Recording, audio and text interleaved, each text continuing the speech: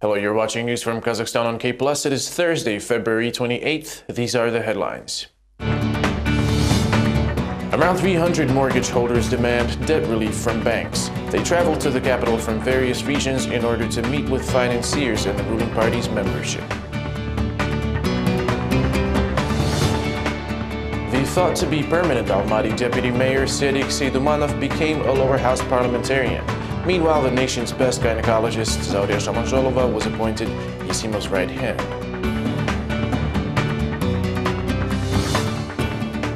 Yet another feature film surrounding the Jungar era, The Sword of Victory, was presented in Kazakhstan.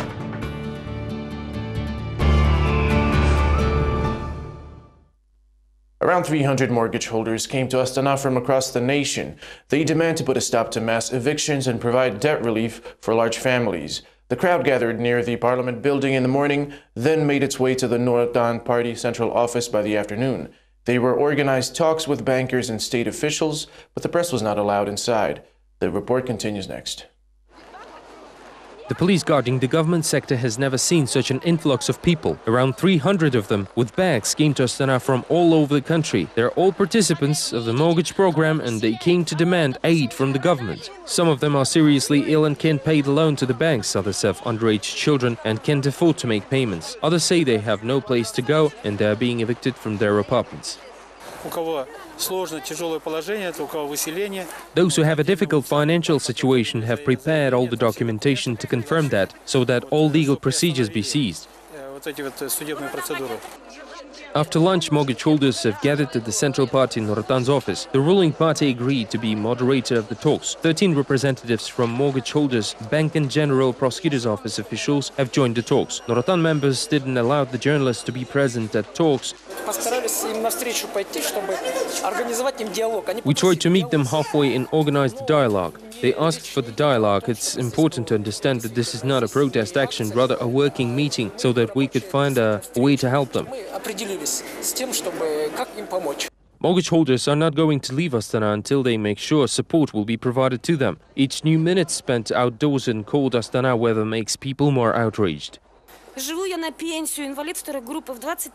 I live on my pension of $130 and I'm handicapped. My children support me now, but if I die, they'll end up on the street and the government doesn't want to protect me. We're not responsible for the crisis, are we? The government used to provide free housing after the war. Why can't they help us now? We're not asking to write off an entire debt, but they could at least write off 50%. Why did banks get a 60% remission and ordinary people are not getting any concessions? The visitors left Nuratan office in the evening. They're going back home to the regions. They were promised help during the talks. MP Askat Bikinov supported mortgage holders, saying that sometimes there are violations among second-tier banks. Almaty resident Gulsara Libekova's third attempt to picket the parliament was a success. The woman was finally heard and accepted inside the president's administration. Most importantly, her problem was promised to be resolved. One-man protests held by Gulsara Libekova started near the parliament walls recently. The woman says that over the past 6 months she's been trying to get the speaker's attention to her problem but got no reply. According to Libekova, over the last 6 years she's been trying to call Shymkent policemen to account for kidnapping her daughter and depriving her of her property in 2008. She states that deputy to general prosecutor officials with investigating committee of Ministry of Internal Affairs and ex-management of South Kazakhstan Regional Police are in cahoots and need to be taken to court. It wasn't until the third day of the protest that she was finally received by the head of the Human Rights President's Committee, Kuaner Sultanov, who promised to help her investigate the issue. It's been 3 days of my protest near the parliament and not a single deputy or presidential administration official asked me why I was protesting and what I was fighting for. I will organize protest actions every day in order to find justice. With the advent of former Almaty Deputy Mayor Sedik Seydumanov, the lower house is getting its newest member. Seydumanov was listed as a Nuratan Party candidate for parliament since 2007 and served as Ahmedjan Yasimov's deputy for 6 years. Now his post in Almaty will be occupied by the nation's top gynecologist, Zauria Shamanzholova. The doctor will be in charge of domestic policy issues, health, education, culture, and the development of sports and athletics in the city.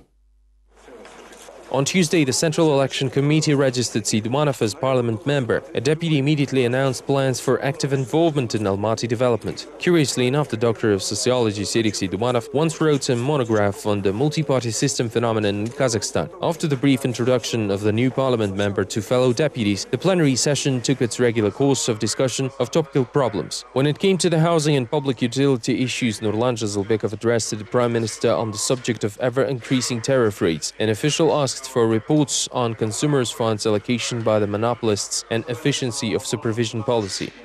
The Agency for Protection of Competition unrevealed quite a few instances of using the income from increase of the tariffs for dividend payments.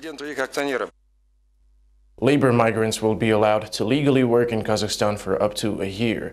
The state intends to make use of them. If the new legislation is ratified by parliament, laborers will be required to pay a monthly tax to the state coffers. This announcement was made by the Minister of Economy and Budget Planning, Yerbolat Dasayev, at Wednesday's lower house plenary session. He contends this will allow the budget to grow drastically and eradicate corruption in the area of labor migration. The Minister of Economy, Yerbolat Dasayev, proposed legalization of international workers as a way to simplify the process of issuing foreign specialists engagement permits and increase fiscal revenue with individual monthly income tax payments of around $23 per migrant. While the estimated tax returns per employee are rather modest, the total amount of duties paid by almost 2 million illegal workers residing in Kazakhstan is expected to make a significant contribution to the state treasury. Adopting the bill will let us create a mechanism for legalization of labor migrants, tighten control over their activities, support the anti-corruption efforts and increase the budget revenue through the income tax payments by foreign workers. The 30-year-old seller from Kyrgyzstan, Nurbek Altanbayev, who came to Astana 3 months ago, makes a typical profile of a potential taxpayer under the legislative reform proposed by Dasayev. The migrant is ready to pay a legal monthly duty just to ease the bureaucratic hurdles. I don't have an official residence permit or a tenant registration. I live in a rental apartment with my pregnant wife. The new legislation draft approval would make the life of labor migrants so much easier. Personally, I'm ready to pay a monthly tax just to have no more fear of prosecution. The uncontrolled inflow of foreign labor migrants to the country often results in severe legislation infringements. As yet another argument in favor of Dasayev's initiative, a few days ago, the western region of Kazakhstan was shattered by a new scandal when the prosecutor's office uncovered Chinese migrants with forged diplomas holding senior positions in a well-known oil and gas corporation. We found 10 migrants with fake diplomas employed by Sinopec Kazakhstan LLP branch. One of the company's engineers had the very same photo both in the ID card dated 1997 and a diploma issued in 2008, which convinced the investigation of forgery. Meanwhile, some of the experts hold off on endorsing Dasayev's initiative due to the risk of triggering social unrest amid the ever-growing native unemployment and frequent scandals involving the foreign-owned businesses. The Kazakhstan citizens employed in the international companies often complain on discrimination, which is likely to be aggravated by adopting the innovations and privileging foreign specialists. The type A H3N2 influenza from America was uncovered by Kazakh epidemiologists.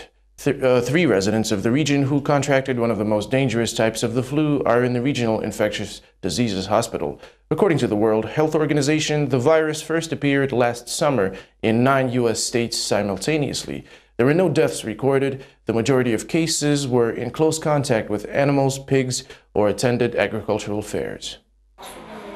Kazakhstan Health Department Service is currently investigating where a 16-year-old local boy and a 20-year-old pregnant woman could catch the deadly virus. The woman has already had a baby who fortunately is not infected. At this time, all three patients are under observation. According to specialists, H3N2 is similar to common flu. However, complete recovery can be ensured only provided it is detected at an early stage. Moreover, self-treatment is unacceptable. To recap, a case of this type of influenza already occurred in Kazakhstan last year.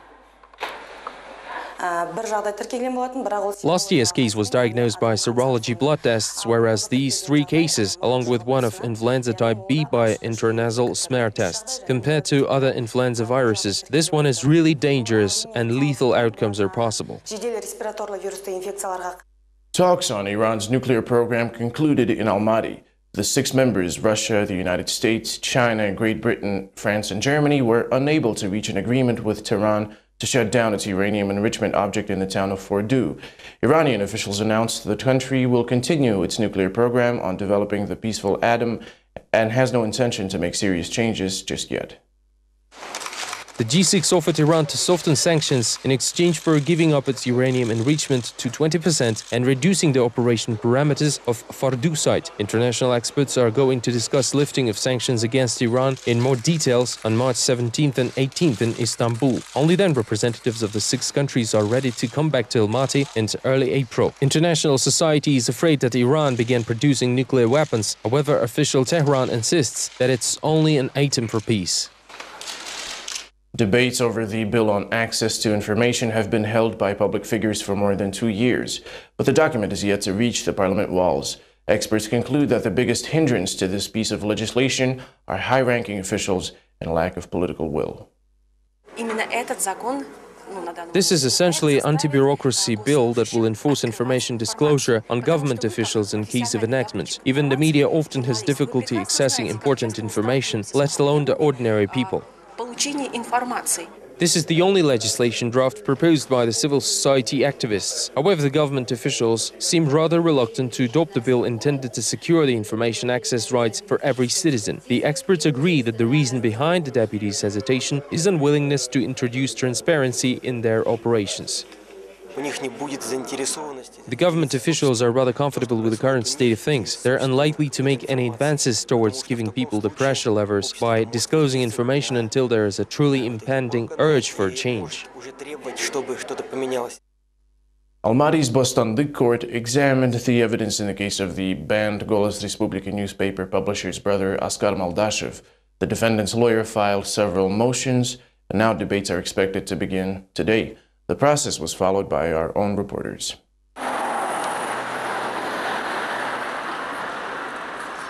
On Wednesday, the Bostanlık District Court was scheduled to interrogate Yiseyev, the last witness on the case, and follow it up with pleadings. However, Yiseyev never showed up for unknown reasons, despite a very specific order issued at the last hearing. Meanwhile, no video recording is still allowed inside the courtroom. Journalist Andrei Tsukanov has been following the trial since the start and also witnessed the search of Moldashev brothers' apartment.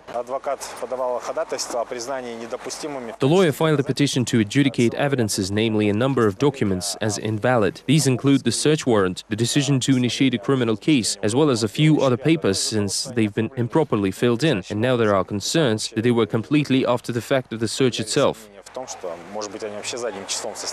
The brother of the publisher behind the recently banned newspaper Golos Respubliki is accused of illegal drug possession and trafficking. Askar Moldashev's defense team hopes to prove his innocence. The trial will resume on February 28th, with participants hoping that the questioning of the last witness will eventually take place so they can move on to the pleadings, after which the court will announce its decision.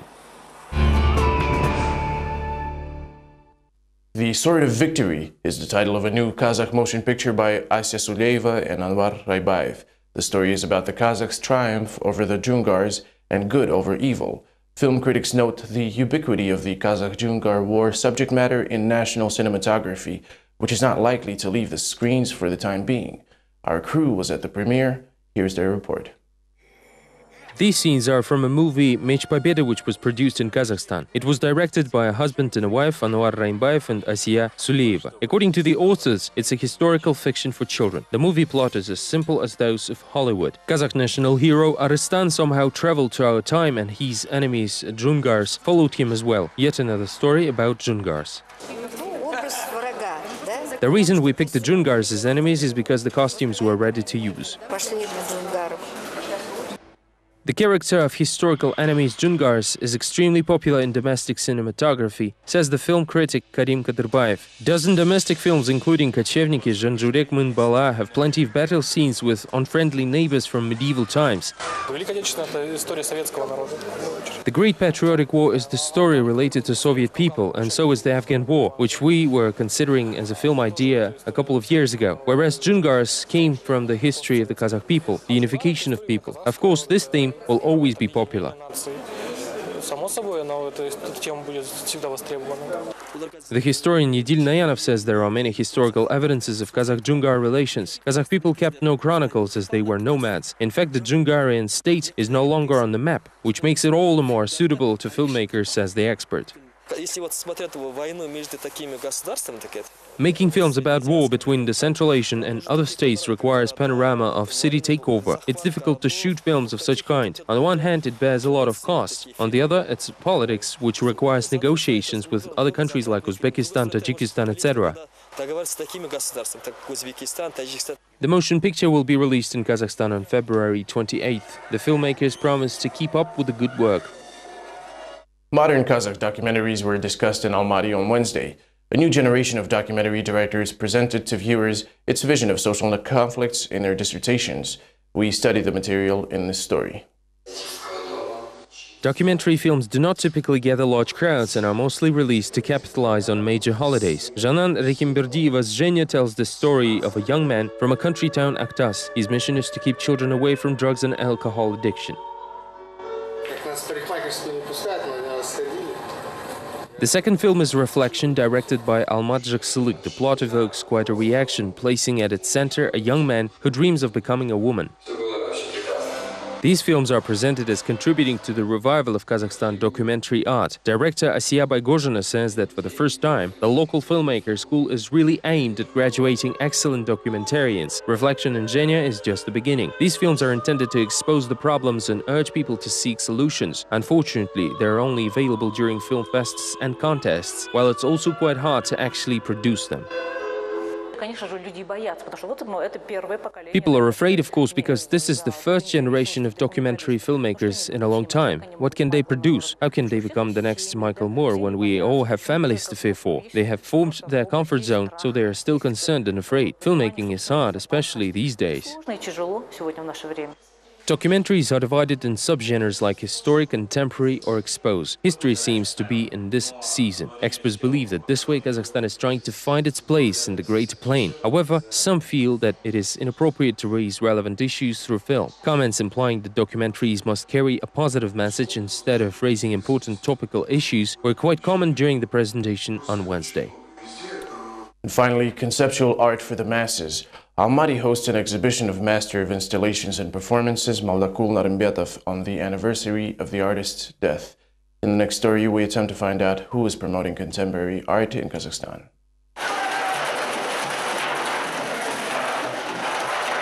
The ethnic performance of an art group Kızıl Traktor is a tribute to one of their leaders, Maldakul Narembetov. On Wednesday, the hall of Kosteyev Museum, which held the master's exhibition, couldn't fit everyone. The sculptures made of tires and heavy rebar are very popular abroad, being part of numerous art venues. He had a hard life of a screech beetle. He worked all his life and kept nothing for himself. He left it all for us, for you and for the nation. A fellow artist, Yerbol Mildibekov, says that charcoal grey colors in the master's work symbolize the destruction, perhaps, of stereotypes. These colors are predominant in the later works of Narembetov. He lived in a system and a union of artists. Then he realized that it wasn't the right way. His works are rebellious, full of protests, which reflect in the colors he used. The exhibition was organized by Eurasian Cultural Alliance. The Ministry of Culture officials also expressed certain interest, however they haven't actually managed anything. This is not a mainstream art, it's rather difficult to understand, but it is still needed to a certain strand of people that define the trends of this world and make it go round. They feel themselves rather limited here in Kazakhstan.